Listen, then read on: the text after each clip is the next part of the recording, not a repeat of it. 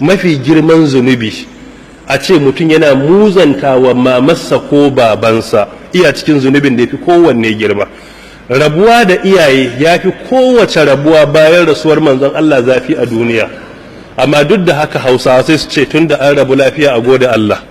Duk wanda ya rabu da iyayensa lafiya akwai zafi rabuwa da su, amma duk da haka sai a ga yayi sa'a, saboda me rabuwar dole ne, tun da an rabu suna masu ƙaunarki ko ƙaunarka ko yadda da ke ko yadda da kai, to sai ka gode wa Allah.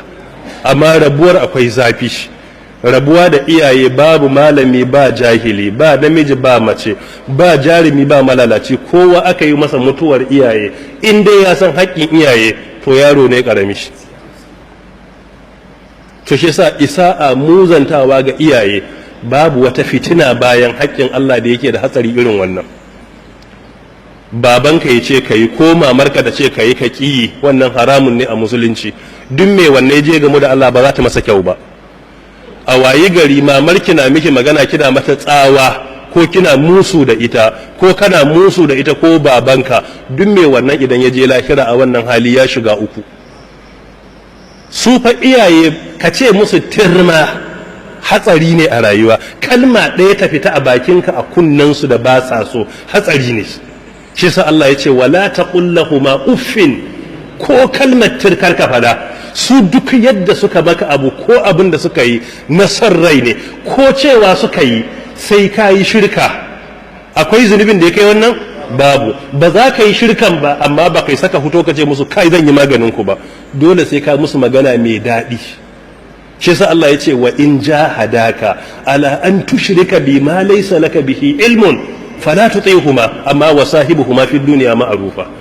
In suka ce kai shirka, Allah ya ce karka kuskura kai, amma a duniya fa sai ka kyautata musu, ya zama duk zamanka da su mai daɗi ne, ya zama kawai sun fahimce ka matsalar kaɗe shi ne ba a raba ka da Allah, ko yaya akai ba za ka bar Allah ba, amma dan ka musu bakar magana ko ka zage su ko ka daina ciyar da su ko tufatar da su ko ka daina ziyarar su ko ka daina gagara biya musu kudin asibiti ko ka gagara ba su wajen zama ko kuma ka gagara buga musu waya in kuna wani gari, duk wannan kar same ka da kasawa wuri ɗaya. Kai dai abu ɗaya ne baka da'a, shine su ba su yarda da Allah ba kuma kai musulmi ne, a nan ne ba za ka yi shirka ba.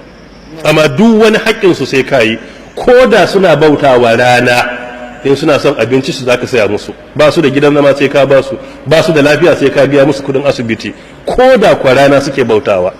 Kuma a wannan halin ba za ka yi bautar rana ba, ba za ka yi da su raba ka da bauta Allah ba, amma kuma dole sai ka kyautata musu a kowace fiska da bai zama nau'in ibada ne kai tsaye gare su ba. Shi yasa an ka duba Qur'ani za ka ga duk inda Allah ya kira haƙƙinsa a cikin manyan ayoyin tauhidi, za ka ga sai ya kira kyautata wa iyaye. Duba cikin suratul Nisa, wa abudullaha wa la tushriku bihi shay'a, sai ya ce wa bil walidaini ihsana. Bayan bautan Allah sai kuma ihsani zuwa ga iyaye. Cikin suratul Isra yace wa qada rabbuka alla ta'budu illa iyya wa bil walidaini ihsana. Allah ya hukunta kar a bauta wa kowa sai shi, amma iyaye a kyautata musu. Yace imma yablughanna indakal kibar ahaduhuma